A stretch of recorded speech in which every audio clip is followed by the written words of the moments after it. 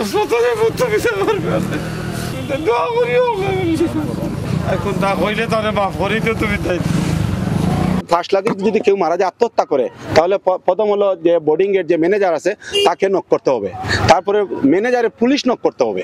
ওদের কোনো দায়িত্ব নেই, ওদের এই দরজা লক করার কোনো দায়িত্ব নেই। আদৌ এদের বোঝা যাচ্ছে যে ওরা প্ল্যান করে আগে মারছে, মারিয়ে একটা নাটক করে, কারণ রুগী তার ধরার সাথে সাথেই রসির বান খুলে গেছে।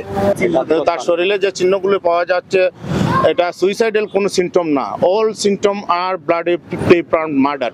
এটা আমরা বিশ্বাস করি এটা পরিকল্পিত হত্যা, পরিকল্পিতভাবে তাকে হত্যা করা হয়েছে, হত্যা করে তারপরে এটা আত্মহত্যার একটা নাটক সাজানো হয়েছে, এটাই আমাদের বিশ্বাস আমরা তার বডি দেখার পরে। যে এই মেয়ের সাথে হয়তো এই বন্ধু এই যে ছেলেরা অন্য কোনো ছেলে হে সম্পর্ক আসিল, যার কারণে হে আমার এই ছেলের বাধা হয়েছে বিদায়ের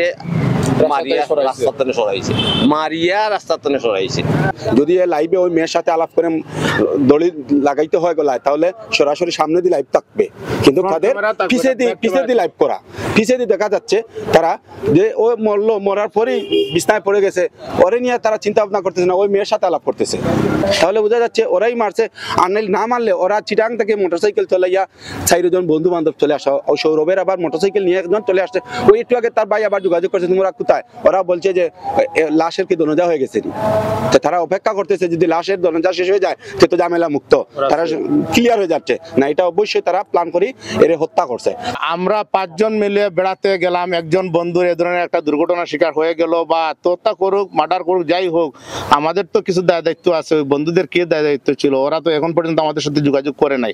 ওরা মোটরসাইকেল রাইড করে চিটাং থেকে সিলেট আসা এনার্জি তাকে কিভাবে, ওদের সাথে একজন বন্ধু মারা গেছে, মারা যাওয়ার পরে বাকি বন্ধুদের কি এমন এনার্জি যারা চিটাং থেকে মোটরসাইকেল রাইড করে আবার সিলেটে আসতেছে, সেটাই তো একটা প্রশ্ন।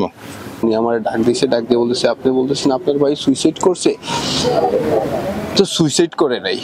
কারণ আমি গত 11-12 বছর ধরে এই জবের সাথে জড়িত অনেক ধরনের মৃত ব্যক্তিরে আমি পরিষ্কার করছি, ও সুইসাইড করে নাই। কারণ সুইসাইড করা রুগীরেও আমি এর আগেও আমি অনেকবার পরিষ্কার করছি।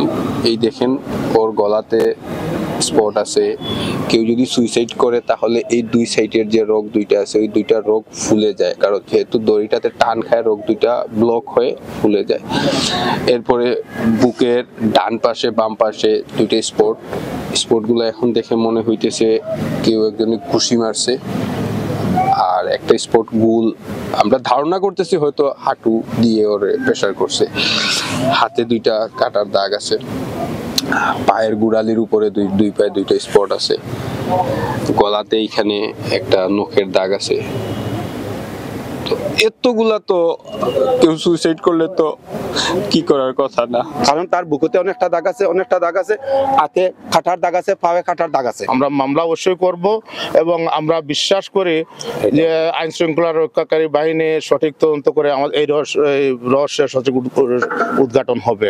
আমার ভাই চলার ক্ষেত্রে যদি কোনো সমস্যা হলে কোনো ধরনের দুঃখ দিয়া থাকে, কষ্ট দিয়া থাকে, আল্লাহ ভাই আমার ভাই মাফ করিয়া দিবা। আর যদি কোনো ধরনের দেনা পাওনা থাকে, বড় ভাই হিসাবে আমি আছি, সবাই আমার লগে যোগাযোগ করবা। আমার বাইরে মন থাকিয়া সবাই কোনো গুণাখাতা করিয়া তাহলে মাফ করিয়া দিবা। আর সবাই আমার বাইর লাগে দোয়া করেন যেন।